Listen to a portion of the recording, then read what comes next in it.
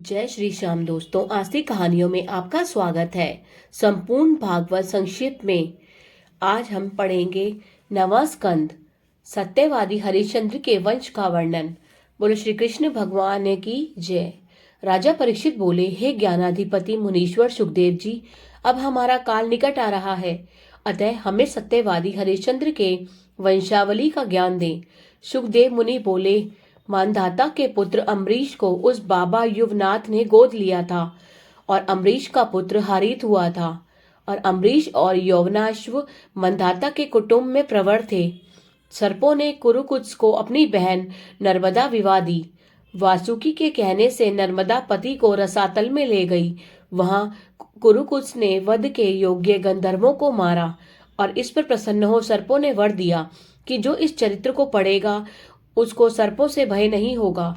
इससे त्रसदस्यु हुआ, इसके अरण्य हुआ, और इस अरण्य से हयश्व और इसके अरुण और अरुण के निबंधन हुआ। इसके पुत्र सत्यव्रत हुआ, जो त्रिशंकु कहलाया गया। त्रिशंकु ने एक ब्राह्मण को विवाह करते समय हर लिया था, इसलिए वे वशिष्ठ के शापवश चांडाल हो गए थे। उन्हें विश्वामित्र ने अपने योग बल से स्वर्ग भेजा, परंतु देवताओं ने औंधे मुंह उन्हें वापस फेंक दिया। परंतु विश्वामित्र ने पुनः बीच में ही त्रिशंकु को स्थित कर उसके लिए स्वर्ग बना दिया। इसी त्रिशंकु का पुत्र हरिश्चंद्र हुआ। हरिश्चंद्र के पुत्र रोहित, और रोहित के हरित तथा हरित के चंप हुआ, जिसने चंपापुरी बसाई। इसी वंश में बाहुक के पुत्र राजा सगर बहुत बड़ा चक्रवर्ती राजा हुआ। इन्होंने औरव ऋषि के कहने पर अश्वमेध यज्ञ किया, जिस यज्ञ का घोड़ा इंद्र के इसलिए चुरा लिया कि कहीं ये यज्ञ समाप्ति के बाद मेरा राज्य न छीन ले। पिता की आज्ञा से उन्हें 60,000 पुत्रों ने घोड़े की खोज प्रारंभ की। वे पाताल को खोदने लगे, जिससे समुद्र बना। इंद्र ने भय से घोड़े कपिल मुनि के आश्रम में बांध दिए। इंद्रलोक में भाग गए। जब सगर के पुत्र कपिल मुनि के आश्रम पहुंचे तो घोड़े को बंधा पाया। मुनि ने सगर के पुत्रों को बताया कि यह घोड़ा यहाँ इंद्र ने बांध गया है, इसे ले जाओ और समस्त कुल के उद्धार हेतु पृथ्वी पर गंगा को उत्पन्न करो, तभी तुम्हारे पूर्वजों को मुक्ति मिलेगी। सभी राजपुत्र अपने दरबार में वापस आए और गंगा अवतरण करने हेतु पिता से कहने लगे। बोले श्री कृष्ण भगवान की जय। भागीरथी द्वारा पृथ्वी पर गंगा का अवतरण करना। सुखदेव जी बोले, राजन, राजा सगर ने कुछ समय के बाद अपने पुत्र अंशुमान को राज्य सौंपकर परम गति प्राप्त की। तब अंशुमान ने गंगा पृथ्वी पर लाने के लिए तप किया, परंतु सफल नहीं हुए। इसी तरह उनका पुत्र दिलीप भी गंगा को लाने में असमर्थ रहा। तब दिलीप के पुत्र भागीरथ ने घोर तप किया, जिससे प्रसन्न होकर गंगा प्रकट होकर बोली, राजन, मैं पृथ्वी पर आने के लिए तैयार हूँ, किंतु मेरे वेग को एक शिव ही ग्रहण कर सकेंगे, इसलिए तुम उनकी तपस्या करो। यह सुनकर भागीरथ शिव जी का तप करने लगे। भगवान शिव प्रसन्न हुए और उन्होंने गंगा को उतारते वक्त अपनी जटाओं में धारण कर लिया। भागीरथ गंगा को अपने पितरों की भस्म के पास ले गए। गंगा के स्पर्श से ही सगर के समस्त पुत्र और कुल स्वर्ग लोक में चले गए। भगीरथ की अगली पीढ़ियों में क्रमशः श्रुति, नेमि, अपर, सिंधु द्वीप, आयुतायु, पूर्ण ऋतु, सर्वकाम और सौदाम हुए। सौदाम से अश्मक, विश्वसह और खटवांग हुए, और खटवांग से दिलीप पैदा हुए। उनके पुत्र अज तथा अज के पुत्र महाराज दशरथ हुए थे। पर श्री कृष्ण भगवान की जय। भगवान राम की लीला का वर्णन। श्री सुखदेव जी मुनि ने कहा, परीक्षित, महाराज दशरथ के गृह में भगवान अपने अंश से 4 रूपों में प्रकट हुए। इन चारों के नाम क्रमशः राम, लक्ष्मण, भरत और शत्रुघ्न हुए। भगवान राम ने विश्वामित्र के यज्ञ में मारीची आदि राक्षसों को मारा और शिव को धनुष तोड़कर परशुराम का अभिमान चूर्ण किया। फिर राज्याभिषेक के समय विघ्न उपस्थित करने वाली सौतेली मां कैकई और पिता की आज्ञा से यह सीता और लक्ष्मण के साथ वन में चले गए। वहां उन्होंने खरदूषण आदि का वध किया। सूर्पनखा का नाक लक्ष्मण जी के द्वारा काटे जाने पर रावण द्वारा अपहृत सीता की खोज करते समय सुग्रीव से दोस्ती कर बाली को मारा। तत्पश्चात वानरों की सहायता से लंका पर चढ़ाई कर दी। उस भयानक संग्राम में रावण, कुंभकर्ण, मेघनाथ आदि सभी महाअसुरों का वध हो गया। भगवान ने दानवों को मारकर लंका का राज्य विभीषण को सौंप अयोध्या वापस आ गए। फिर उनका राज्य अभिषेक हुआ और राज्य का में प्रजा का पालन करने लगे। कुछ समय के बाद एक धोबी के निंदा करने पर भगवान राम ने सीता को वन में भेज दिया, जहां पर लव और कुश का जन्म महर्षि वाल्मीकि के आश्रम में हुआ। लक्ष्मण के दो पुत्र हुए, अंगद और चित्रकेतु। भरत के भी तक्ष और पुष्कल नामक दो पुत्र हुए और शत्रुघ्न ने सुबाहु और श्रुतसेन नाम के दो पुत्रों को जन्म दिया। अपने पुत्रों को छोड़कर माता सीता पाताल में प्रवेश कर गईं, जिनसे दुखी होकर कुल कालोपरांत भगवान राम और लक्ष्मण जी भी गोलोक को चले गए। बोलो श्री कृष्ण भगवान की जय।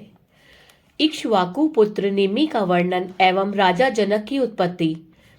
सुखदेव मुनि बोले, राजन, एक बार इक्ष्वाकु के पुत्र निमि ने अपने यज्ञ में महर्षि वशिष्ठ को ऋत्विज बनने को कहा।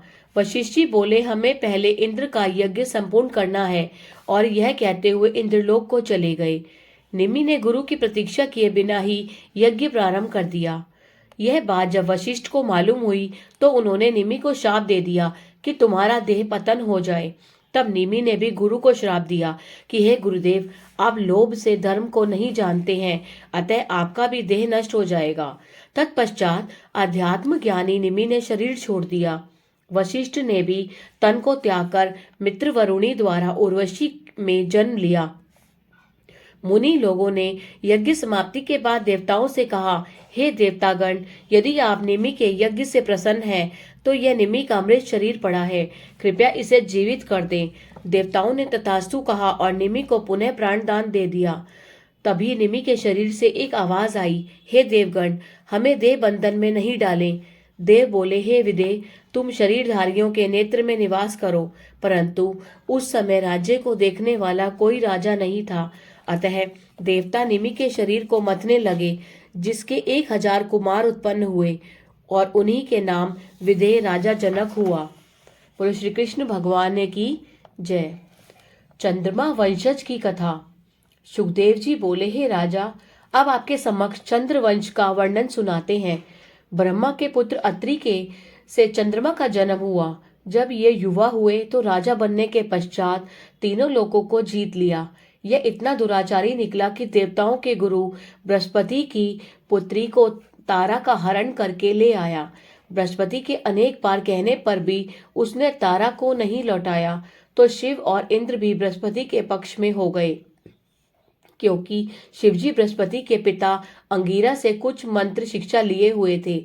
भयंकर युद्ध हुआ। फिर ब्रह्मा के समझाने पर चंद्रमा को तारा को वापस करना पड़ा। उस समय वह चंद्रमा के वीर्य से गर्भवती थी। उसे गर्भ को ब्रह्मा ने ब्रह्माग्नि द्वारा गिराकर उदर को शुद्ध किया। तत्पश्चात बृहस्पति ने तारा को ग्रहण किया। उस गर्भ से बुद्ध का जन्म हुआ। बोलो श्री कृष्ण भगवान की जय। भगवान परशुराम का चरित्र चित्रण। सुखदेव जी ने कहा, राजन, पुनर्वा के सहवास से उर्वशी हुई। उसने सत्यवती और सत्यवती से जमदाग्नि हुआ।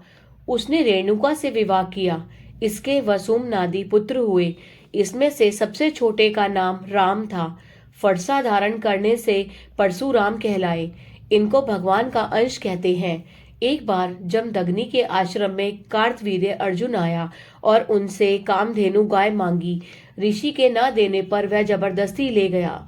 जब परशुराम को यह मालूम हुआ तो वह क्रोध में उन्होंने उसकी 1000 भुजाएं काटकर उसे मार डाला और कामधेनु को वापस ले आए, और तभी परशुराम क्षत्रिय के शत्रु बन गए। एक बार की कथा है कि परशुराम की माता रेणुका जल लेने गंगा पर गई।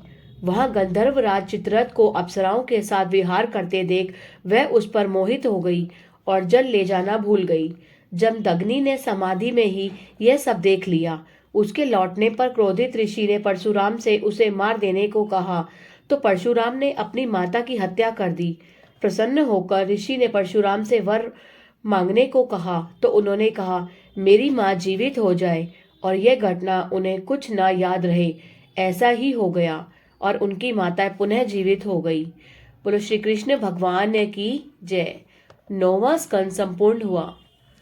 अगर आपको ये कथा में आनंद आया हो तो कृपया कर लाइक कीजिए और अधिक से अधिक शेयर कीजिए, जिससे अधिक से अधिक लोगों को सुनने का सौभाग्य प्राप्त हो सके। जय श्री श्याम।